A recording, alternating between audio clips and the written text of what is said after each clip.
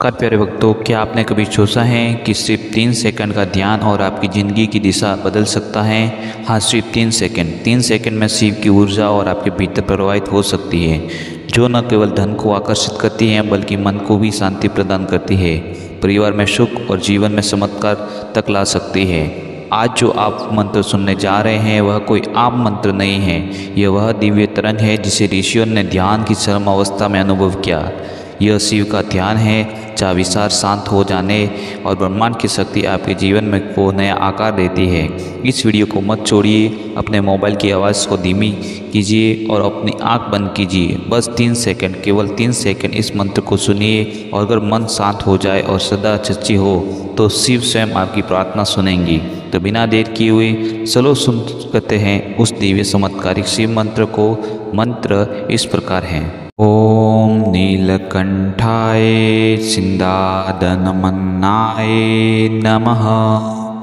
ओम नीलकंठाय चिदानंदमयाय नमः। ओम नीलकंठाय चिदानंदमायाय नमः। ओम नीलकंठाय चिदानंदमयाय नमः। ओम नीलकंठाय चिदानंदमयाय नमः। ओम नीलकंठाय चिदानंदमयाय नमः। ओम नीलकंठाय चिदानंदमयाय नमः। ओम नीलकंठाय चिदानंदमयाय नमः। ओम नीलकंठाय चिदानंदमयाय नमः। ओम नीलकंठाय चिदानंदमयाय नमः। ओम नीलकंठाय चिदानंदमयाय नमः। ओम नीलकंठाय सिंदादनमन्नाय नमः। ओम नीलकंठाय चिदानंदमयाय नमः। ओम नीलकंठाय चिदानंदमायाय नमः। ओम नीलकंठाय चिदानंदमयाय नमः। ओम नीलकंठाय चिदानंदमयाय नमः। ओम नीलकंठाय चिदानंदमयाय नमः। ओम नीलकंठाय चिदानंदमयाय नमः। ओम नीलकंठाय चिदानंदमयाय नमः। ओम नीलकंठाय चिदानंदमयाय नमः। ओम नीलकंठाय चिदानंदमयाय नमः। ओम नीलकंठाय चिदानंदमयाय नमः। ओम नीलकंठाय सिंदादनमन्नाय नमः। ओम नीलकंठाय चिदानंदमयाय नमः। ओम नीलकंठाय चिदानंदमायाय नमः। ओम नीलकंठाय चिदानंदमयाय नमः। ओम नीलकंठाय चिदानंदमयाय नमः। ओम नीलकंठाय चिदानंदमयाय नमः। ओम नीलकंठाय चिदानंदमयाय नमः। ओम नीलकंठाय चिदानंदमयाय नमः। ओम नीलकंठाय चिदानंदमयाय नमः। ओम नीलकंठाय चिदानंदमयाय नमः। ओम नीलकंठाय चिदानंदमयाय नमः। ओम नीलकंठाय सिंदादनमन्नाय नमः।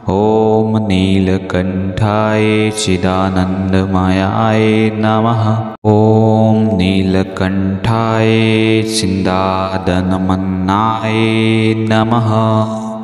ॐ नीलकण्ठाय चिदानन्दमयाय नमः। ॐ नीलकण्ठाय चिदानन्दमयाय नमः। ॐ नीलकण्ठाय चिदानन्दमयाय नमः।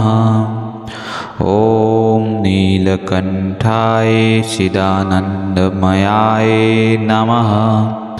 ॐ नीलकण्ठाय चिदानन्दमयाय नमः।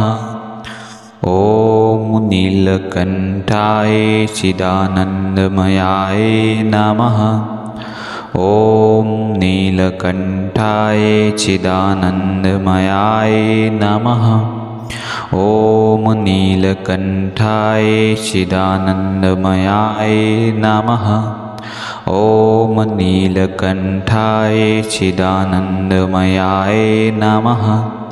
ॐ नीलकण्ठाय चिदानन्दमयाय नमः।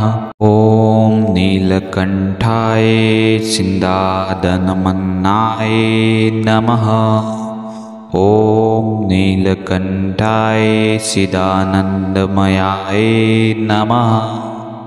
ॐ नीलकण्ठाय चिदानन्दमयाय नमः।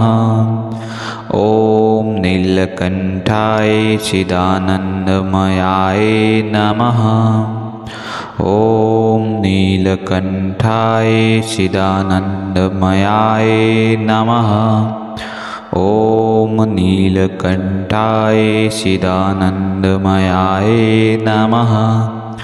ॐ नीलकण्ठाय चिदानन्दमयाय नमः। ॐ नीलकण्ठाय चिदानन्दमयाय नमः। ॐ नीलकण्ठाय चिदानन्दमयाय